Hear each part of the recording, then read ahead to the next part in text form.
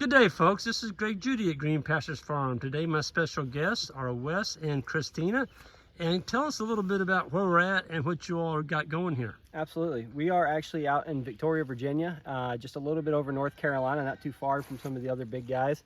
And we have a 30 acres of what appears to be brambles right now. But we've got a little 30-acre property here where we raise meat birds, meat pigs, sheep, geese, rabbits, and turkeys. And what kind of pigs? They're a unique pig. Idaho pasture pig. It's a crossbreed of about 3 different pigs. It's really, really good on forage, and they don't burrow or till up nearly as bad as some of the other pigs we've had. Well, Wes, you were just telling me a while ago, and I didn't realize this, the Idaho pasture pig has a shorter snout. Yes, sir. When we were looking for what pig we would switch after we did a guinea hog, we came across multiple breeds, and one of the big things is the coon, which is bred into them. They've got a really short snout, and depending on the pig's length of the snout we've come is how aggressive they are at tilling up and foraging for food. And with that really short snout, it makes this breed really favorable for pastured raised animals. Right. Christina, I noticed the pigs were eating on a treat when we came in. What did you get? I cleaned out my fridge. Isn't that nice to have something to feed it to? It's one of the reasons why they are my favorite animal so far on the property.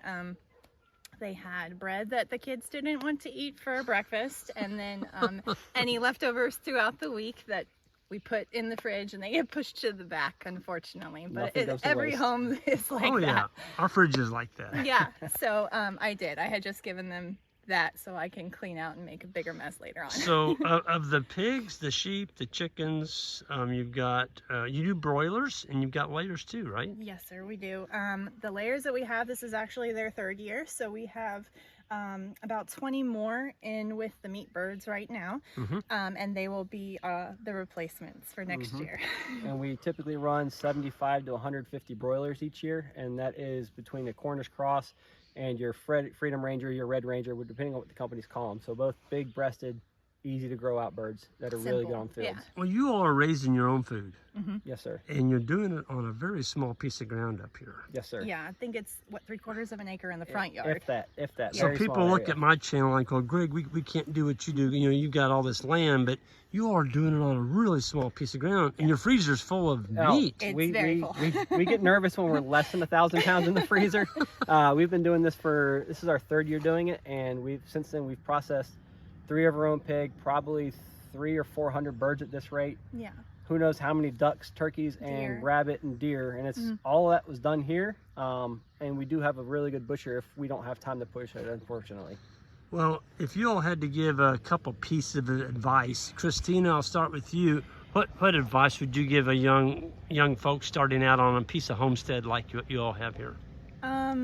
Really, it doesn't have to be as big of a scale as everybody thinks it does. I mean, yeah, the 100 acres, 200 acres, 1,000 acres is a great, long-term goal. But like I said, we have like 3/4 of an acre, and the fact, I know putting in the garden first was huge for us because it almost felt like it was more real. Right. So then again, that kind of sparked the excitement, I believe, in both of us, to do the next steps, and which was animals. So, and now that they're here, you just want to keep going and going.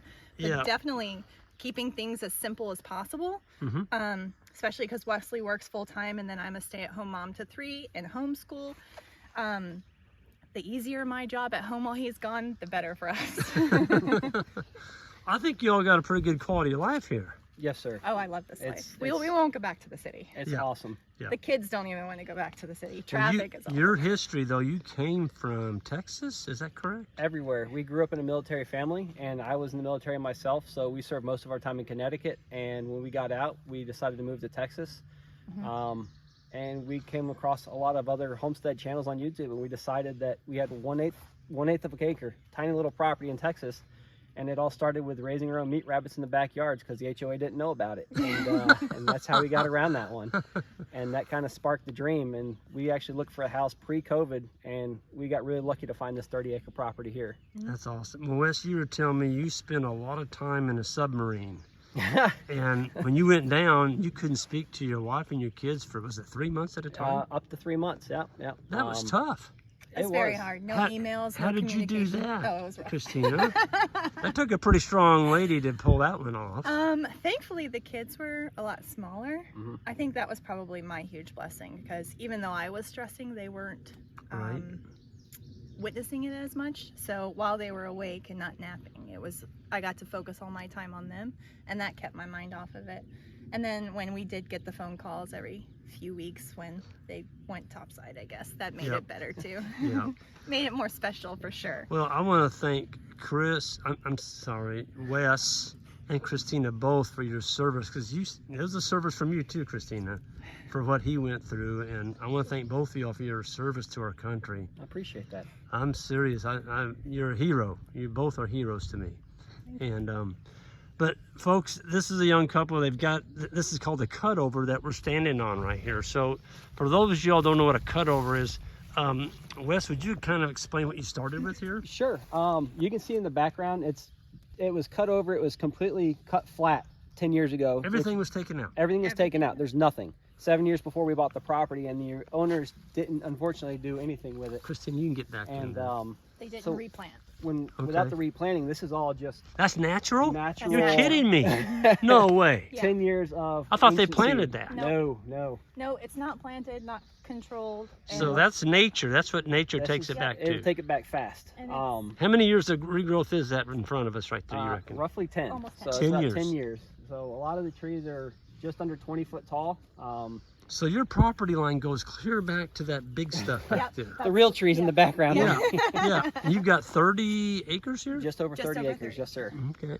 And the area that y'all are standing on now, why is this so much shorter? What did you do right here? This we made a decision to kind of increase our productivity of the property, and by increasing it we decided to take a chance on getting it forestry mulched. And Now tell me what that entails. forestry mulcher is basically a skid steer, or could be a large tractor that has what's called a drum mulcher on the front of it. It's a bunch of spinning teeth that, instead of taking it out and taking the stumps and burning the logs and disturbing the soil, we wanted to leave the soil intact as possible. So when that drum mulcher came in, he basically put it, roughly an inch or two off the ground and just turned it all into mulch.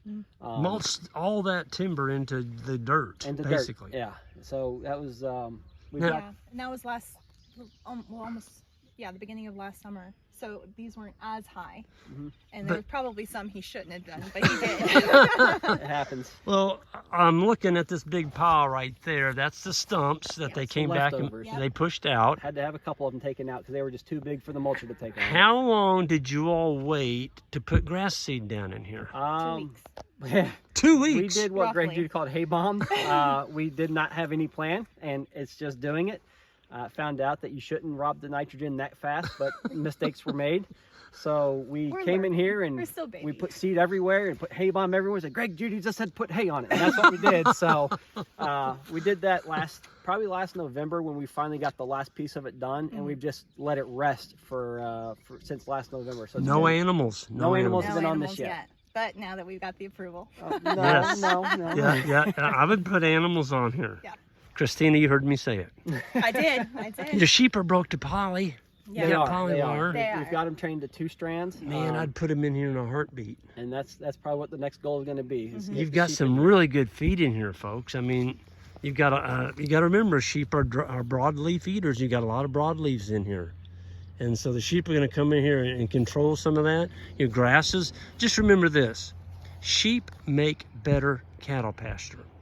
So they'll come in here. They're going to control all these woody type stuff coming up, and in a few years, you're not going to recognize this piece of ground right here. That's awesome. I'm so And excited about that. That's what we're Maybe hoping for. down the road, you get some more of this cleared, you can have a steer to add to your freezer each year. I would recommend, if you're going to put a steer on a smaller tract like this, get a big one. So get something that's in the 650 to 800 pound range, so you don't have to winter him. Okay. So you buy him in the spring, you graze him through. You're going to have a lot of grazing in here when you get all this cleared. I know that's going to be, y'all young. Takes time. Yeah. It does. It takes time. But look what you've got here. You've got orchard grass. You've got some blackberries coming up. There's clover in here.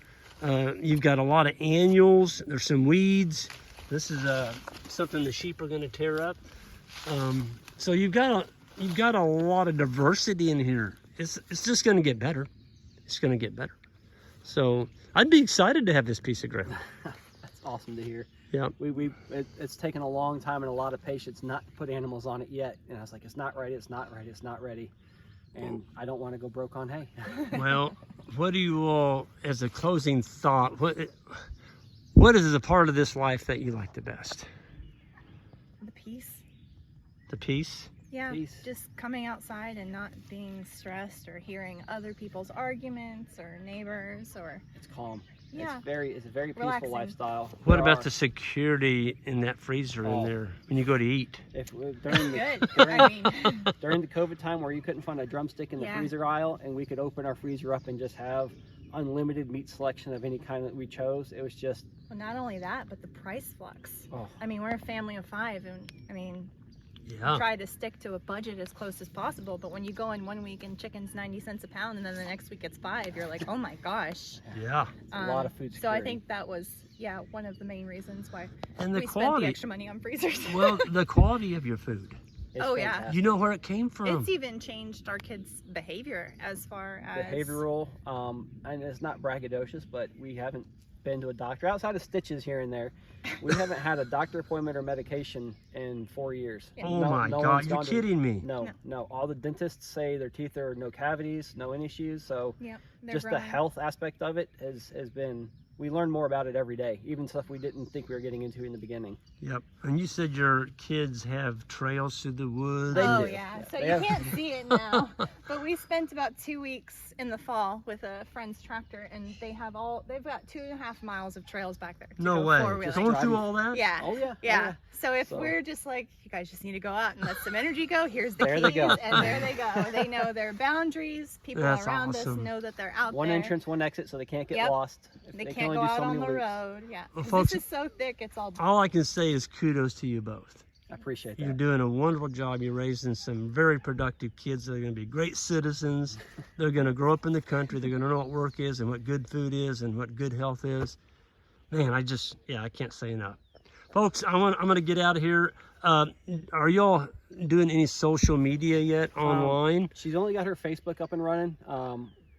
It's the Burlap Bear Farms right now. What is it? Burlap Bear Farms. Burlap Bear. Yes, sir. Is it spelled just like that? Just like that, Just Burlap Bear like that. Farms, and we post to there, and we are in the process of backpiling some data. So when we do start a YouTube, we don't leave those hungry that want more information. We'd like to have a bunch of videos ready before we launch that. So your future is a YouTube we channel. would like to. Our goal is to. We would like to share why we choose this lifestyle. Well, please send me a link to it when you do get it up and going. Absolutely. And I want to promote you folks because I think I'm looking at the future right here, folks, of food in America. I'm serious. We need more young folks like you out on the land and raising their families. And man, I just can't say enough good things of what I've seen. And thank you both. Thank you. Thank you for coming. Folks, on the way out, if you would hit that subscribe button, those of y'all new to the channel, and we'll see y'all down the road.